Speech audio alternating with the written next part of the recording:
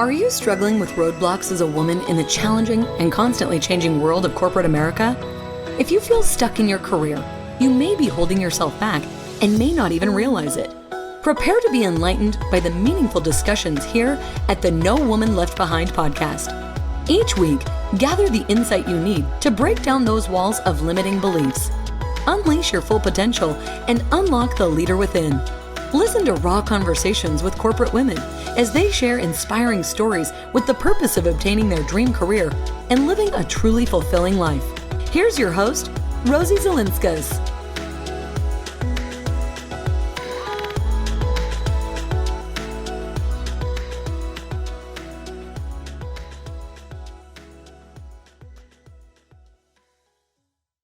Hey everyone, welcome back to the No Woman Left Behind podcast show. I'm Rosie Zilinskas, your podcast host.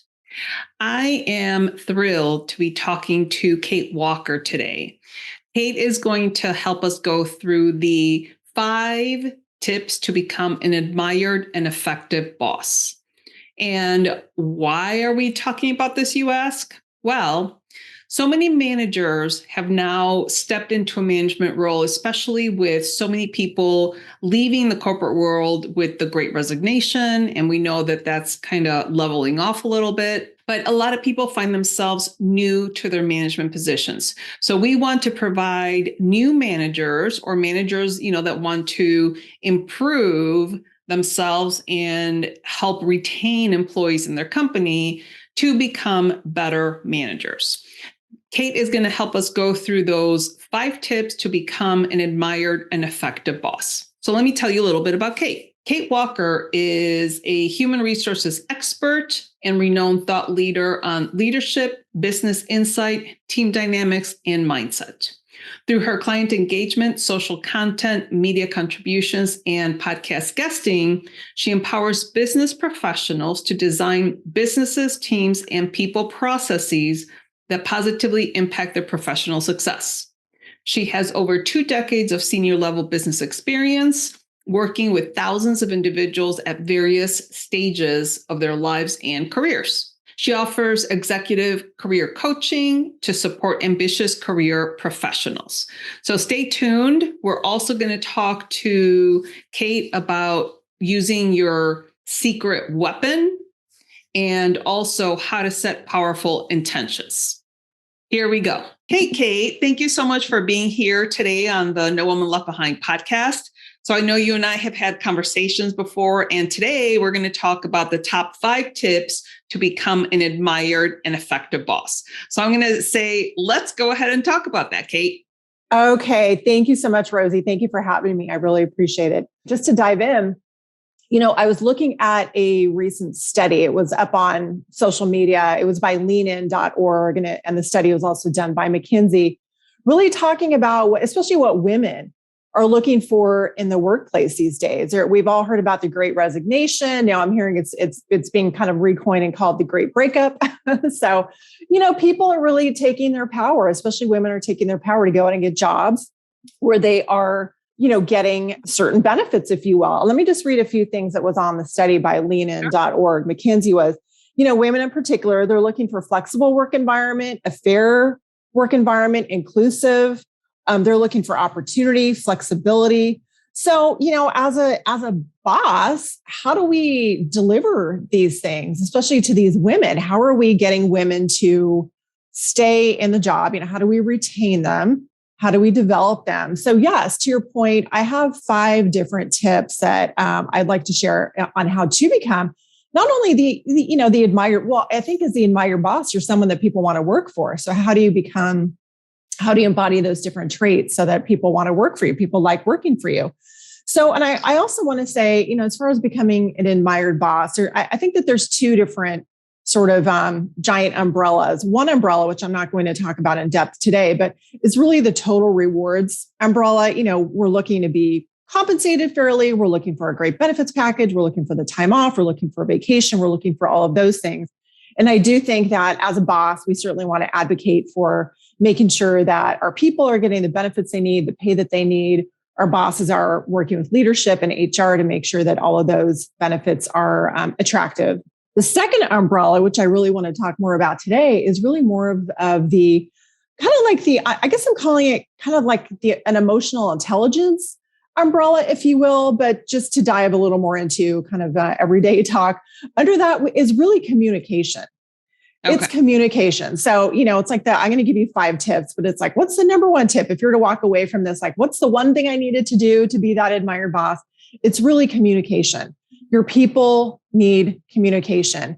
And I think for so long in the workplace, there's been just this feeling like from bosses, from company leaders, and I think I hope it's becoming more and more outdated, but expecting that our people just come in and do their job and just sit down, do your job. Just do your job. Okay. And like I just spoke about, I think that people are looking for more, especially women. We're looking for more in the workplace. So how do we engage especially our women in the workplace so that we can retain them and advance them? So as far as communication goes, the number one tip that I would share with bosses is helping your employees understand why are we here? Why am I in this job? And you're laughing. You're like, yeah. Yes, that's why am I here? And we think, again, sometimes it's like, just do your job. Just, whatever, just do your job and everything will be fine. But it's really, I think more and more people are like, why am I here? What's the mission of the company? What are we doing? How are we serving? What are we giving back? What's the product? Why does this matter? So as a boss, it's really helping people understand, what's the vision for the company or even my team? What's the mission? What are we doing? What's the why? Why am I here? Did you want to jump in, Rosie? Yeah, no, I was going to ask you. So I do know that companies are trying to treat the person as a whole more. So like you said, a lot of times as a manager before, you'd be like, just come sit down, do your job, and then don't ask questions. Right. Like, as you're saying, communication is the one big thing. And obviously we're having the conversation today because there's so many people, especially now with the Great Resignation, so many people have left, the corporate world. And now all these new managers are in place, right? Because by default or by whatever, and they don't really know how to become that admired and effective boss. Absolutely. By being able to communicate, to let your team know what is the big picture, why are they doing what we're doing? And I remember years ago, I became a manager at my old company and someone was doing a specific job. And when I finally asked, like, well, why are you doing this? When I was assessing all the jobs, why are you doing this? And they were like, I don't know. I was told to do it. And it was a job that it was so obsolete. And I'm like, well,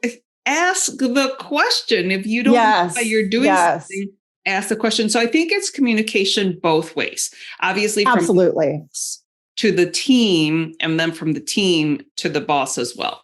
Absolutely. And that's such a great point, because I do think that employees should feel empowered to have those conversations with their bosses. And one of my other tips is, managers having those one-on-one meetings where you can start to have these conversations. So I can even skip right over to that tip. But, one of my other tips is, well, I just talked about, why are we here? What are we doing? Kind of the bigger picture, the why that can help get people motivated about the mission of the company or the department. I'll fast forward to this other tip is, as a manager, it's sitting down, it's putting time on the calendar one-on-one to talk with your people to say, hey, how can I help? What are you working on? How can I help? What's important for you today? What's important for you down the road? I think that this is also an opportunity in these one-on-one conversations, not only to talk about the to-do list, the checklist, like, did you get this done? Did you get that done? But it's really going beyond that. Again, how can I help, or what's important for you? Or, and this could even be a separate conversation, I do advise this, but talking about someone's development, that is another key thing that women are looking for in their employment, is to grow, is to advance, is to develop. And I think that needs to be, to your point, this two-way conversation. And I do hope, admired bosses are going to have those conversations and feel good about it and want to help their employees. It shouldn't be a threatening kind of conversation. It can be just a very, very, really nice dialogue to have about someone's career ambition, their future, what training might you need, what development might you need, and how can we, how can I as a manager support you in that? Right. That's a beautiful conversation. Yeah. Now, okay. So I love what you just said as far as, having that conversation on development. I think one of the things, and I don't know if maybe this is going to, steal your thunder elsewhere, but we're going to talk about feedback, because if not, let's talk about feedback now. We can talk about feedback now. Yeah. I think the feedback would go in those one-on-one conversations. Got it. Yes. Well, the feedback, I think, is very crucial, because if your manager is not, if nothing is happening in your career, say, and you're wanting it to, meaning that you're trying to advance in your career, trying to get a promotion, salary increase, whatever, and you're not either having those regular one-on-ones, or you're not meeting with your manager at least twice a year to talk specifically about your performance, then it is up to you to ask for that feedback. So how would you handle asking for feedback? Such a great question. And interestingly, I just did a masterclass on this very topic about a week or so ago. So if anybody wants the link to the masterclass, it's called The Number One Fix to Transform Your Career. What was the number one fix? Basically, it was talking about feedback. So yes, if you want to do a deep dive, absolutely. And here's the thing too. And I think that employees might be waiting for the manager to come to them to talk about the feedback, or maybe you're waiting for those 2 times a year where the company needs you to do the performance review. If you really want to be in the driver's seat of your career, I absolutely advise you, the employee, to go out and start soliciting feedback.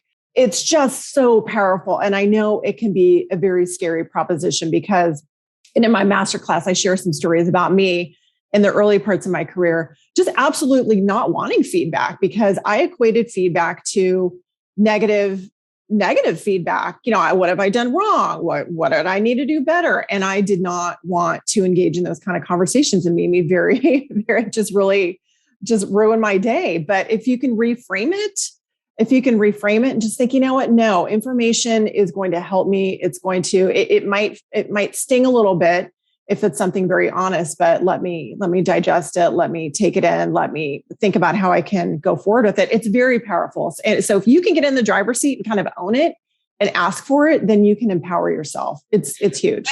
That is so interesting. So let me go back. You were afraid of getting feedback because you didn't want to hear what you like. Tell me a little bit more about that. Okay. Yes. So I tell a story again in the masterclass where I grew up as a competitive tennis player.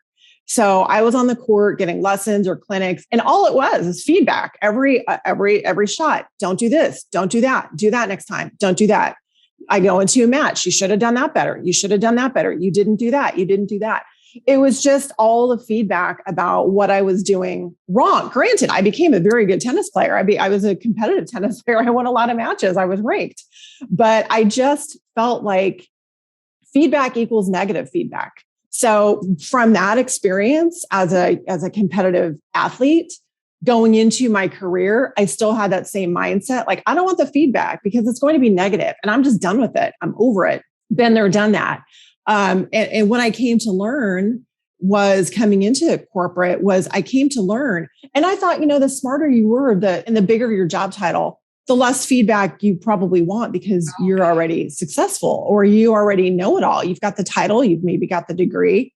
Why would you want feedback? And I found, coming into corporate and working in as a human resources leader, I had an aha moment. I thought, wait a minute, the people with these big titles, the people with the education, or the people working on these big projects, they're asking for feedback about their performance, or about how they could do better, or about how their team could do better. I was just such a light bulb. I'm like, wait a minute, these people are so smart, but they're asking for feedback. So maybe the smart people ask for feedback. So that was a kind of a revelation I had, where I had to reframe and say, wait a minute, no, I'm observing that these top people are out actively seeking feedback. All right. Well, I just wanted to clarify that your story was a perfect point of how your interactions with your tennis coach impacted your belief that feedback was negative. Absolutely. And then when you finally realized, wait a minute, it doesn't have to be negative, that was a turning point. And then, of course, I think you outlining the fact that senior, whether it's managers, executives, they still need feedback, because they're still people. They're still learning, they're still trying to figure out how to become a good manager. So those are all great observations. I like that. Yes. And that's how we learn, obviously, through observation. But I think you and I would both agree that with our observations, what we do now is that it doesn't have to take you as long to get from A to B. It's like, we've been there, we've done that, we've seen it. We can help you get to your desired goal faster. Exactly. Yes. Let us, as coaches, as career advisors, let us help you fast track your results. Yeah. Awesome. All right. Yeah. So then we have communication and one-on-one. What's next? Okay. So the other thing is, so it's another W, which is, what are we doing?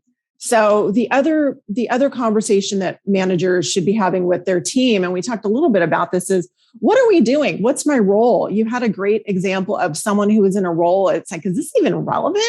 Are they sitting there wondering, is this even relevant? I mean, what are we doing? So these kinds of conversations are crucial where, and this could tie back to, making sure that your job descriptions, role descriptions are up to date, but really knowing, I know what I'm coming in to do. I know how it impacts. I've got the coaching, the guidance to make sure I'm doing my job right. I know what my responsibilities are, because you can also veer. I mean, your example is someone who's veered way off track, or the company is veered way off track, but we can just veer off track because we're not getting those feedback in those coaching moments. So really knowing what I'm here to do, I have clear roles and responsibilities. This also ties to performance reviews and feedback. And that hopefully by the time I get to a performance review or a feedback conversation, nothing is a giant surprise, because we've been having these ongoing conversations about my role, my responsibilities, and what I need to be delivering. So clarity with that is another tip to becoming an admired boss. Like, yep, I know what I'm doing. Team knows what they're doing. Yes, clarity. That I like that. Now, I think along with the clarity is where you can start having those conversations about, okay, what's next for you as well. Oh, absolutely. Absolutely. Yeah. So if I'm a manager and I'm doing everything on my job description, it makes sense. It's clear. I'm delivering on it. But then I want to be a senior manager. It's like, well, okay, well, let me look at the senior manager job description. What do I need to do? What are the gaps between manager to senior manager? How do I get there? So I'm such a big advocate also of great job descriptions, because I think it's just so important for clarity of knowing what I'm doing, for making sure I'm delivering. So if I'm a manager, I want to be a senior manager. Yes, like, oh, okay, those are the things I need to do. So absolutely, yes. Exactly. All right, cool. So then what's next? Okay, so next on my list is the how, an H. How will we do it? So this is where the manager, you're talking about, the team knows, what's the plan? What's the strategy? What are we doing? Knowing not only what your department's doing, but knowing what is the company doing? So how does what we're doing ladder up to the company? So having clarity with the team about, what's the plan of action? What are we doing? And I think that this can be achieved in team meetings. Instead of, this could certainly be a one-on-one meeting, but I think this is more the team, getting the team together to have clarity about the planning and the strategy. Absolutely. And how often would you recommend for those kinds of meetings to take place? That's a great question. It depends how deep you want to dive. I think that if you're really doing strategy planning, those could potentially be 4 times a year, maybe even 2 times a year. And as far as strategy planning goes, I know personally, I love to get up on a whiteboard or have Post-it notes and really talk about, brainstorming sessions, all those kinds of things. So I do think that those can be more brainstorming types of meetings, but certainly, after you brainstorm, you want to get to, all right, okay, here's what we talked about. Here's the plan. Here's the go forward. And I hear that mind mapping is the new brainstorming now.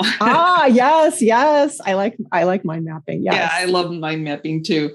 All right. So I think how is really important, because, this is where you have to have standard operating procedures. You have to have written information down on how to actually do the job. Sure. And I think a lot of times people don't remember to update those standard operating procedures. So that's another thing that I think would be good. If you're trying to be an effective boss, you need absolutely have at least a framework to what the job is and what they actually do, because there's a lot of on-the-job training. And with on-the-job training, it's kind of like telephone. If you have one person, exactly. written operating procedures. That's the thing. It's like, if I come to work and I feel like it's just a game of telephone and nothing's clear, it's like, what are we doing? Why am I here? What's the point? What was that meeting even about? What's the plan of action? Then I'm going to go home. I'm going to be like, you know what? My boss is completely unorganized. Yes. This is kind of a joke. What am I even doing here? Then I'm going to be, when the recruiter calls me, I'm going to be tempted to say, you know what? Yeah, I think I will take that call, because I just don't know what's going on here. So, what I'm talking about today, it is those really shoring up those communication pieces. So, maybe someone is the manager and they want to be the senior manager, and you've had all the conversations, but the opportunity just isn't there.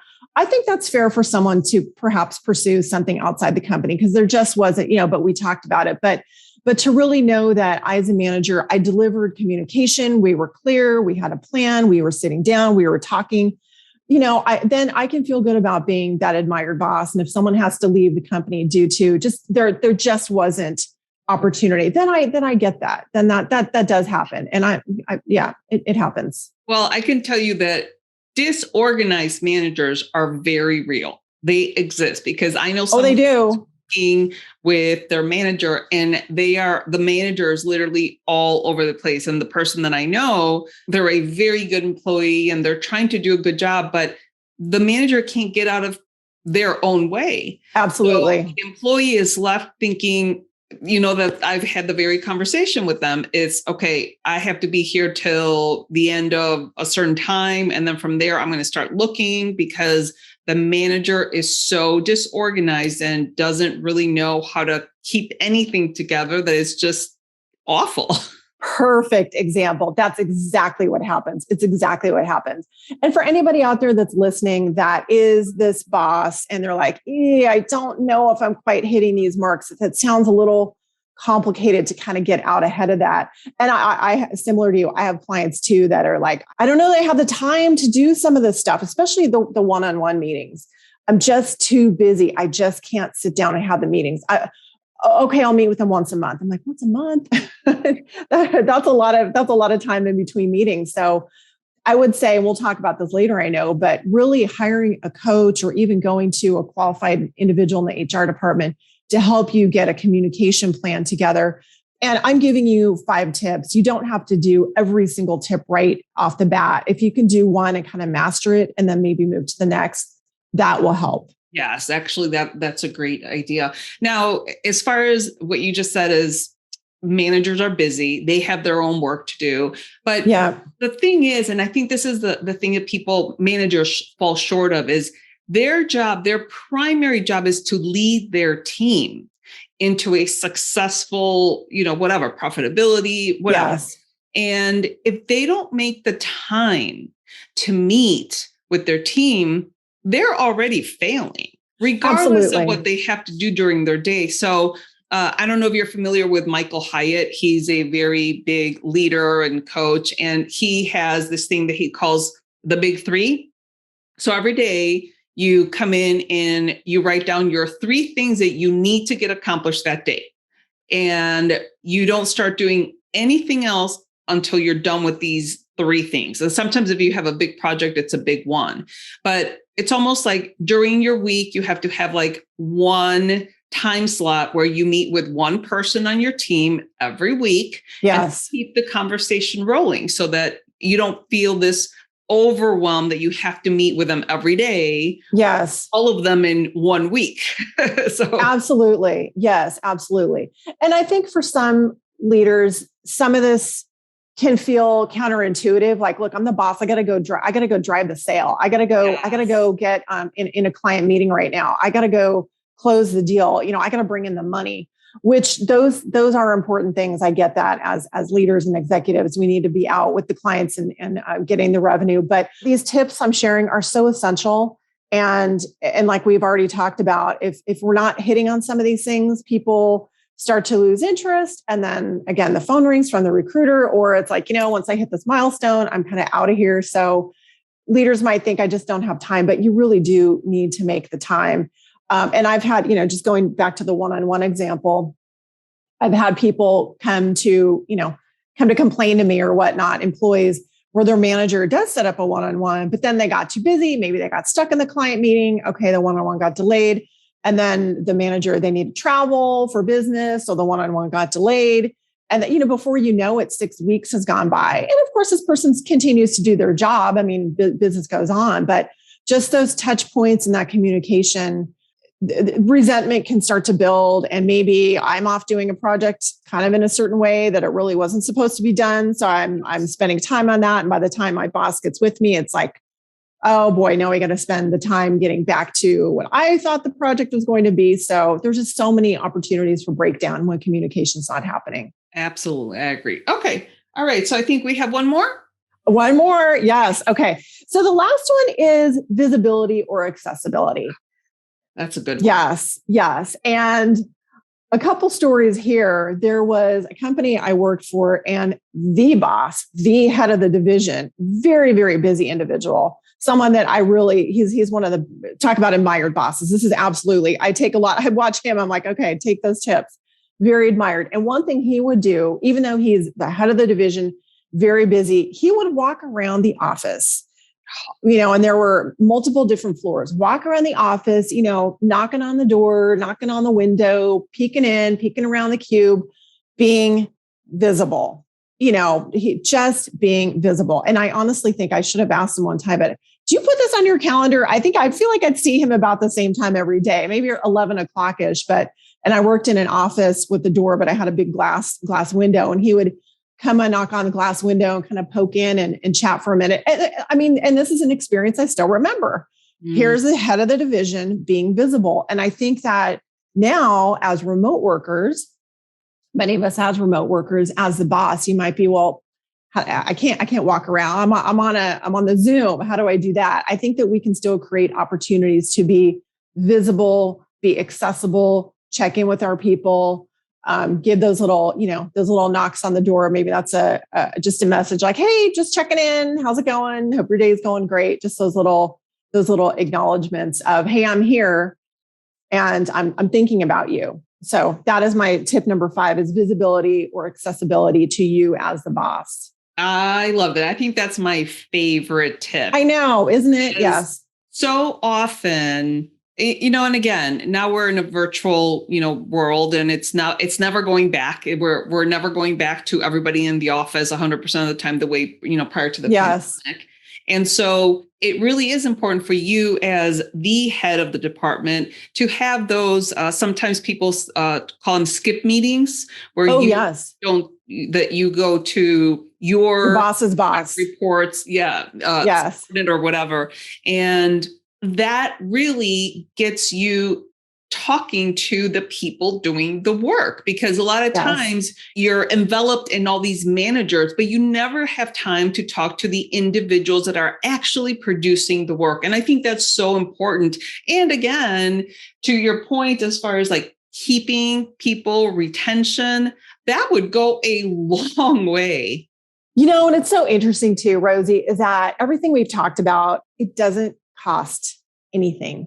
That's a great. It costs $0.00. It does cost effort and time. I know that those are valuable things, but it doesn't cost anything to be an efficient and effective communicator and to go knocking on people's doors.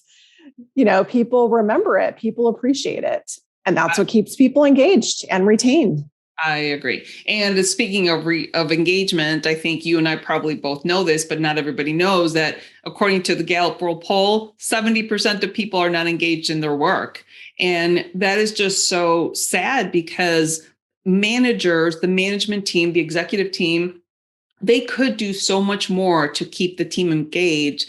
But I think in our day-to-day, we lose the big picture, and we're so kind of like in the weeds of like, what tasks do I have to get done today, that we forget, the forest, and to develop those relationships from the top manager all the way down to the individuals doing the work. Absolutely. Yes. And everything I just talked about under this communication umbrella would address those things. Are you touching in with your people? Do you know what's on their mind? It's bugging them. Is this bugging them? Is that bugging them? Do they need a day off? So it's about engaging and talking, communicating with your employees. And it's not, it shouldn't be a very heavy, again, I know some of this, if you haven't done it, it's like, oh, I don't really know how to do it. So the help is available, but yes, but these are things that people are looking for, and it might seem too simple, but it's really not. Well, and I think that communication kind of also goes back to treating the individual as a whole, not just as an employee, because now we're talking to people, not employees. We can ask them, how's your family doing? Like, what's going on? Any vacations coming up, things like that. And those little things can really build those relationships, and you can retain people by just asking them, how's your family? I know. And it seems so simple, but people do appreciate it. Oh, my boss cares. Absolutely. My boss cares. I used to manage people. Let's see, it's been a while, but at least 5 or 7 years ago, I had a team, and I did what you were saying that your manager did before. I would go out specifically, maybe not every day, but maybe like once a week. And I'd just go out and say, hey, how's it going? And I would purposefully have nothing business related. Yes. I would kind of go around everybody's desk and like, hey, how's it going? What's going on? And I thought that went a long way. That really did.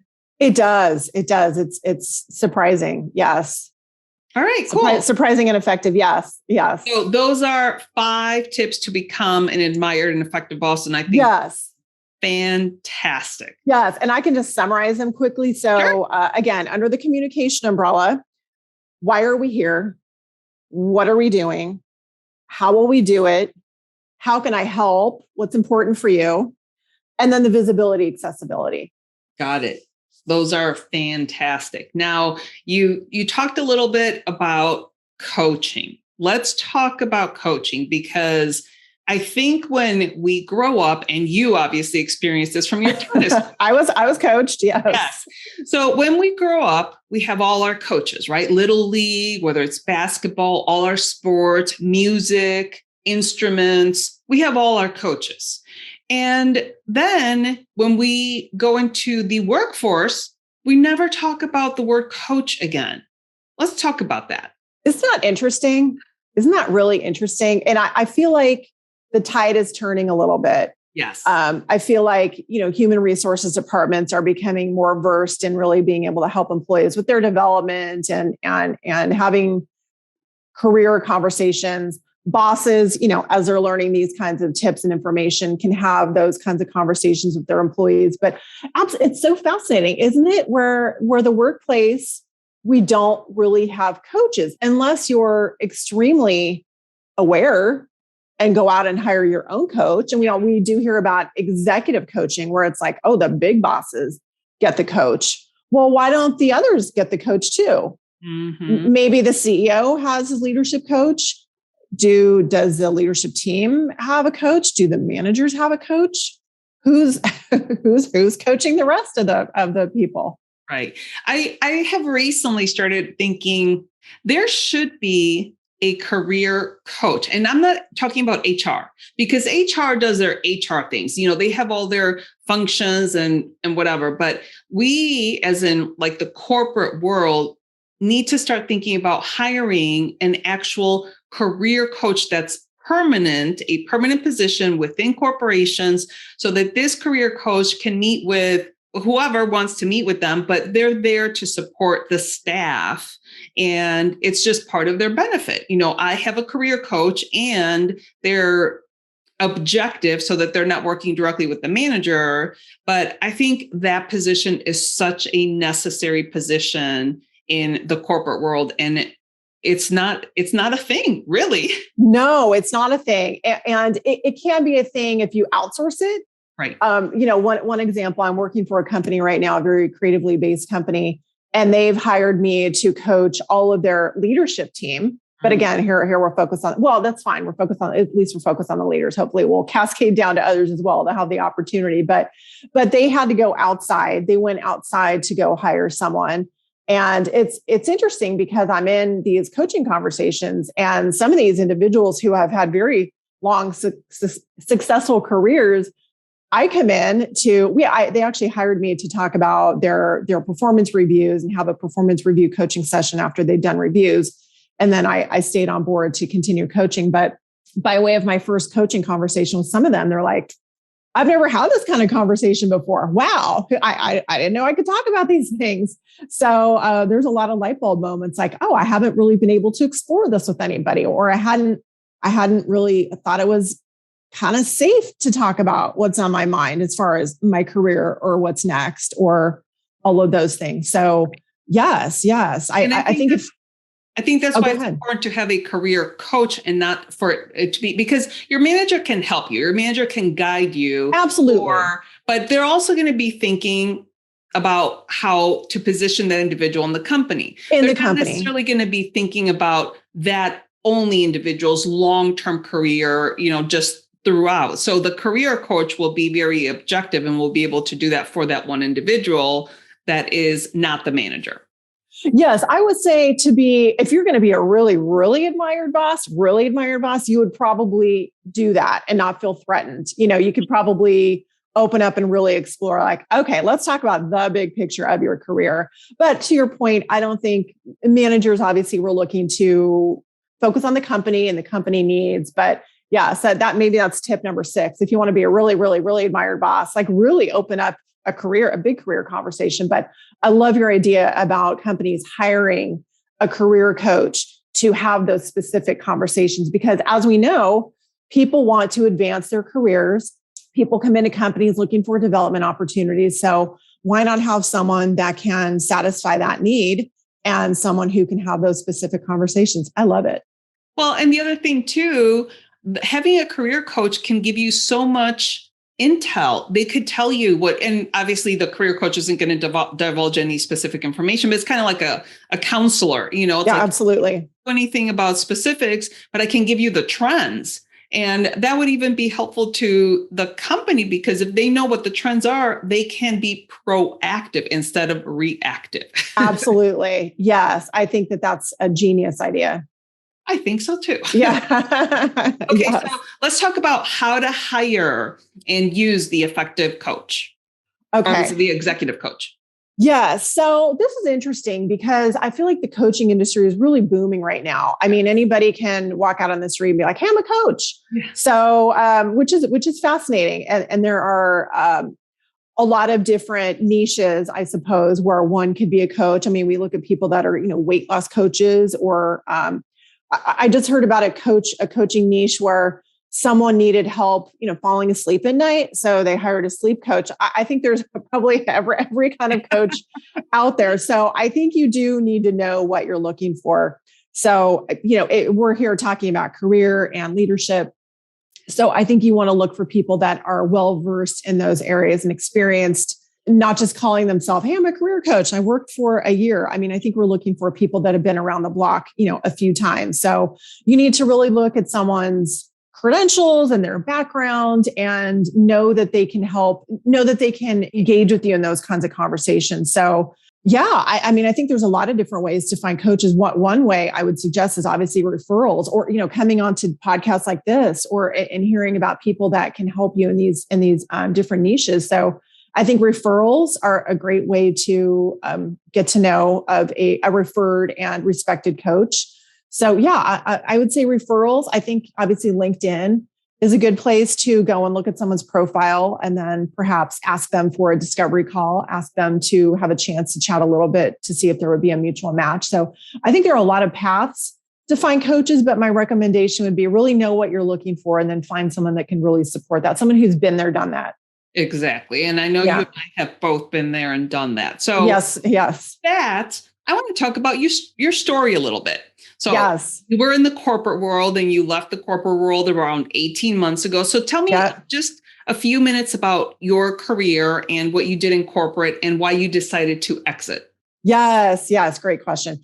I dreamed of being in corporate. That when I was 16 years old, I just dreamed of, I'm going to work in a big building one day. I'm going to go have this glamorous career, work in the city. So I always knew working in corporate was my goal. And fortunately, I got there and I came into really the start of my human resources career was coming into ad agencies in downtown San Francisco.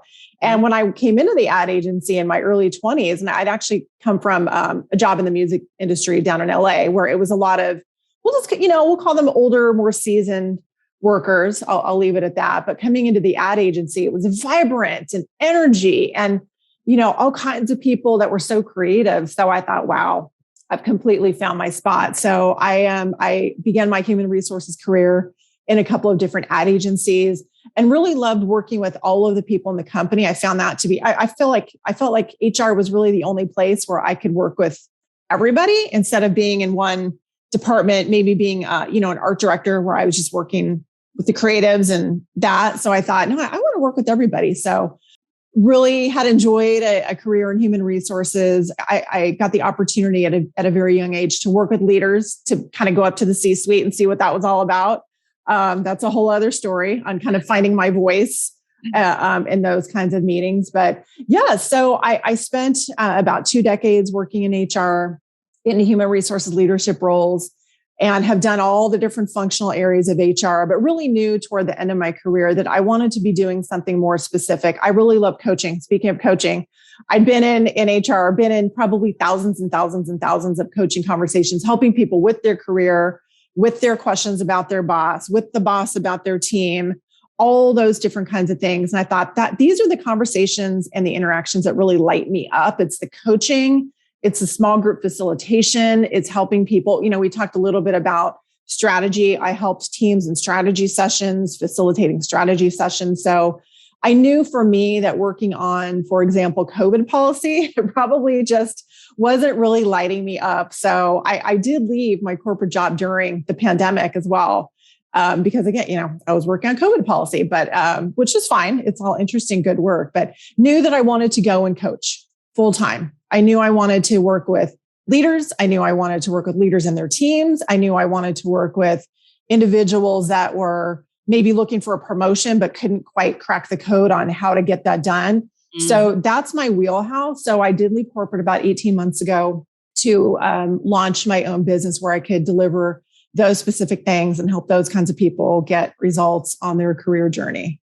That's awesome. I love the fact. So one of the things that I want to make sure everybody heard was that you figured out what lights you up. Yes. When you were having those coaching conversations and you felt like full of life, that's a good indication that you're going towards the work that you love, that lights you up. That's your passion work. And 100% how you get engaged in the work that you do. Yes. I think that's a really amazing conversation, and that hopefully especially we as women, can do the work that lights us up. We're doing something where we feel like we're making a nice contribution. We're doing something that's in our wheelhouse. We're still learning and growing. So yeah, sometimes you do have to pause, take a time out and just say, okay, let me sit down and think about where I am right now and where I want to go. And am I on the path? Am I not on the path? If I'm not on the path, how do I get to the path? And is it going to be potentially scary pivoting over to the new path? And that's yet another conversation, but it can be scary pivoting over to the new path. But once you get over there and get yourself grounded, it can be very, very rewarding. And so what was the catalyst for you? Like, what was the actual, do you remember the thought that you were like, I can't be here anymore because this doesn't light me up? What was that like? I think for me also, I knew I wanted to be in corporate. I knew that was the right structure for me, the right container for me. And I think after I'd been there for so long, I knew that I also wanted, as far as like kind of life design and what's next for me, my pivot, I knew I also wanted a more flexible schedule. I needed a little more freedom. So that also drove my decision, in that I didn't want to be connected to my laptop from 9 to 5, kind of on call and kind of waiting and then getting in the meetings. I felt like I wanted to restructure my day in a little bit more of a flexible way. So that was a very big driving force for me as well to make that change, was knowing that I wanted to design my own schedule for my day. But yes, I knew, and I could have stayed. I had a great job. I had a great job at a great company. There was really nothing wrong with it, but just knowing that instead of doing these 20 different things every day, I really want to do the 5.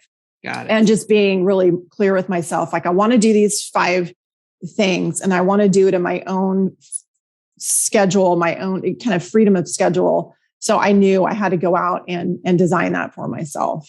I like that. I like the fact that you recognize that things that you love to do, and then you went out and you made it happen. Because yes, again, so often people in the corporate world stay in a job that they're not happy in. And that's what this whole conversation is about, right? Because we want people to be happy and fulfilled in their careers. And I always say my mission is to eradicate the gender gap in the corporate world by empowering women in their career development.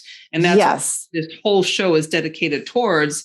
And if you find yourself in a job that you're just not happy with, do something, take action. Take action. Yes. Yes. Again, hopefully you have a savvy, admired boss that you can have these conversations with in a very safe space, or go out and find a coach, someone like us who can help you have those conversations and help you explore it and help you support you as you make decisions for your life. So you don't have to be stuck, but you do need to engage in communication and do some self-reflection and be honest with yourself. Absolutely. The self-reflection. So now that you just talked about self-reflection, I think that's a good pivot point for us to talk about how to set powerful intentions and achieve goals, because what you just said as far as doing some reflection work kind of goes into that conversation. So let's talk a little bit about that. Yes. Yes. I mean, I think at the end of the day, it's like, if you don't have a target, what are you aiming for? I think that, and sometimes it can feel overwhelming. So again, hiring a coach or someone to really help you with that. But it's really knowing, what are you going for? And then setting some small steps to get there. It doesn't have to be, it's funny. I was talking to a client the other day who has the opportunity to go out and get a gigantic certification. And to get the certification, there are 7 different tests, and each test is about 3 to 4 hours each. And he is he's been in his industry for many, many years. He probably could go out and pass the test without even studying or any of that. And he just sees it as this gigantic thing. And he's like, it's so overwhelming. It's 7 tests. I mean, this is huge. This is major. And I said, what if you were just to focus on a reasonable study schedule? I'm talking 30 minutes a day. Just do a little something. 30 minutes a day. So what if you were to potentially, focus on one test, just one, 30 minutes a day for maybe 2 months, sign up for one test.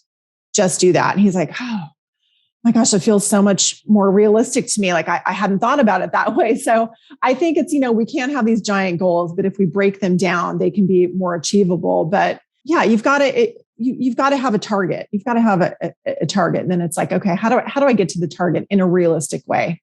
Absolutely. Now, talk to me a little bit about a powerful intention. A powerful intention. I mean, a powerful intention, really, you've got to name it, and then you've got to go claim it. I guess is how I would describe it. Yes. It's like, here's my intention. My intention, I want to go to the gym 3 days a week. It's like, now I've just named it. Now I got to go claim it. I have to commit to my 3 days. I'm going to commit. I'm going to do it. So it's really just that. It's as simple as that. Name it and then go claim it. And again, you don't, the client example I gave you, like 7 tests, 4 hours each, like this. You can break it down. You can just break it down so that you do name it. I want the certification. I got to claim it. Okay. 30 minutes a day, focus on one test, and then take those steps to claim the bigger vision. Yeah. And I think that's a perfect example of how to set powerful intentions and achieve those goals, because you have to name it, you have to claim it, you have to set your schedule to do whatever it is that you're trying to do, whether it's weight loss, a career promotion, career set, whatever, but you need to have those steps. And so I usually refer to it as when you're trying to fly a plane, you can't take off without a flight plan. A flight has to be filed. It's a federal law that you have to have a flight plan. The plane can't take off without it.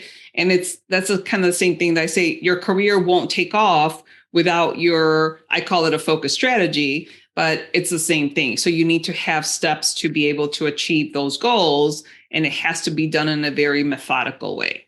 Yes. And I like how you gave the example earlier about John Hyatt and his approach to the three things. And if we can do the three things every day or whatever, Monday through Friday, or even Monday, Wednesday, Friday, if we could do the three things, it's amazing how much progress you can make if you just commit to it. Yes. And the three things don't have to be, monumental or gigantic. Right. They can be three things that just continue to move your career down the road or move whatever goal down the road. So just really chipping away at it. Yeah, no, I is helpful. Loved everything that we talked about. Has been fantastic, Kate. Okay, well, we're kind of heading towards the end here, but I do want to ask you if you can provide 2 actionable tips that women can use to continue to advance in their career development. Yes, such a great question. Okay, 2 tips I have in mind. Number 1 is you need information.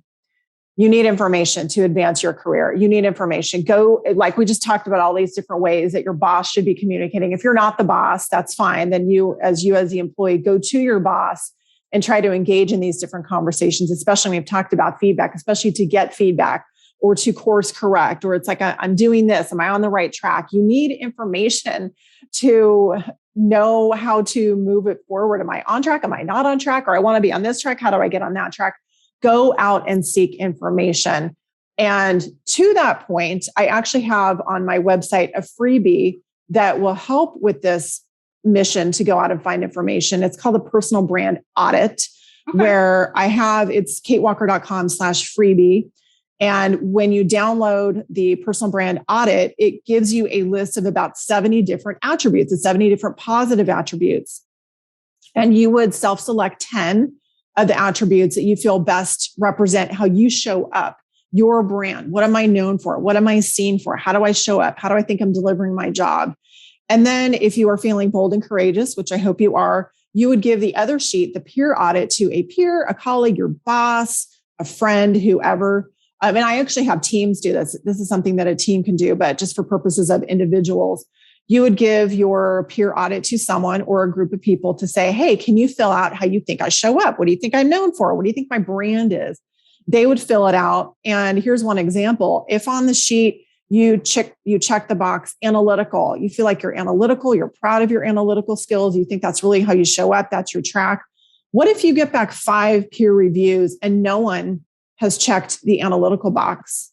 Okay, you're like, what? I thought I was analytical. I guess no one is seeing me that way. So I put together this very easy, very simple personal brand audit worksheet where you can start to explore how you think you're showing up, how others think you're showing up. And this is a very simple exercise. It's really just a self-awareness exercise. And I've had people ask me like, this is really like, it's great, but it's, it's not super technical. No, it's not super technical. It's just a way to kind of dip in and get information. If you're looking for something super technical, email me because we can go down a super technical road for getting you feedback. But this is just a great awareness exercise for how am I being seen? How am I showing up? Again, getting that information and then maybe getting information from others so that you can start to build the bridge and say like, okay, I thought I was analytical, not being perceived that way. What do I need to do to turn up the dial in that area of my career? So those are a couple of thoughts. All right. Sounds good. So one of them is information and the second one is your personal brand audit. So everybody goes straight to Kate's website and all of your information is going to be on the episode blog. So it'll be tied there. Well, Kate, this has been a wonderful, very enlightening conversation.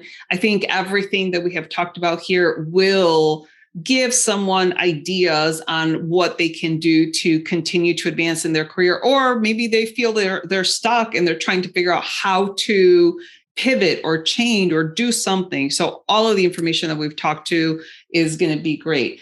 Do you have any final words that you want to share before we close? What's coming to mind right now is really that support of women or individuals that do want to advance their career and feel like they're maybe not getting that support from their boss. Hopefully you are, you have that savvy, admired boss, but that sometimes isn't always the case. So honestly, reach out for help. I can't tell you in my coaching conversations with different clients where, I love it when I get it. Oh, I hadn't thought about it that way. Or, oh, I didn't know that. And someone like you or I, Rosie, we have that insider information. We've been behind the curtain. We've been in the offices where the decisions are getting made. We can help you, fast track your career. So, don't be afraid to reach out. It is a sign of strength if you need help and if you want to coach. So I guess my last words are, we have so much information to share and empower our clients with. So reach out if you need help and fast track yourself. Yep, I agree. Those are powerful words right there. All right, Kate. Well, thank you so much for coming on the No Woman Left Behind show. Again, everything that we talked about is right up, our wheelhouse. Yes. And we hope that our listeners really enjoyed it. But thank you again for your time. Thank you so much, Rosie. I've loved the conversation. All right, thanks. Okay, take care. I am so pleased with the conversation that Kate and I just had on how to become an effective and admired boss. I think everybody knows that people leave bosses, not jobs, for the most part. And by implementing these 5 tips that Kate and I spoke about, it's going to help you elevate yourself as a manager. And when you elevate yourself as a manager, you are going to be able to retain those individual contributors, which is obviously going to help the company in the long run. Another thing that Kate talked about is the secret weapon, which is hiring an executive coach. And as we said in the episode, when we're in school and even through high school, we're constantly talking about our coaches, whether it's Little League coaching, sports coaching, music coach, anything like that. And then when we get into the corporate world, we don't talk about coaches anymore. And that's just so silly because everybody needs a coach. Coaches even need coaches, just like therapists need therapists in order to continue to give you ideas and explore new things so that you can advance in your career. And also, we talked about how to set powerful intentions and achieve goals. Great conversation with Kate. One of the last couple things that I wanted to do is share with you Kate's 2 tips. Tip number 1, she says, you need information to advance in your career. Have conversations with your manager on what you need to do. Tip number 2 is to work on your personal brand. And she has a freebie on her website, which is katewalker.com. This is the personal brand audit sheet. So you can go on her website. It's titled freebie right there. You can download it and you can go through and pick from all the words, from all the attributes on the sheet. You can pick your top 10, and then you can give that same sheet to anybody on your team, your peers, maybe even your boyfriend, girlfriend, spouse, partner, and let them pick out your top 10 attributes and then compare. And like Kate had said on the episode, if you think you're analytical, but nobody comes back with analytical, then maybe you're not as analytical as you thought you were. So I think that's a great way for you to figure out. And this is also something that I talk about where you uncover your blind spots because people see you differently than the way you see yourself. So again, you can find that information at katewalker.com. So with that, again, this was a great conversation with Kate. I just had a great time talking to her and she provided some fantastic information. As always, remember to be brave, be bold, and take action. Thank you for listening to this episode. Let these stories of self-encouragement and professional development serve as a guide in navigating through corporate America in the most practical and fulfilling way possible. Do not forget to subscribe to the show at nowomanleftbehind.com for more content like this. Leave a rating and share it with your friends because we want to make sure that no woman is left behind. Until I see you next time, remember to be brave, be bold, and take action.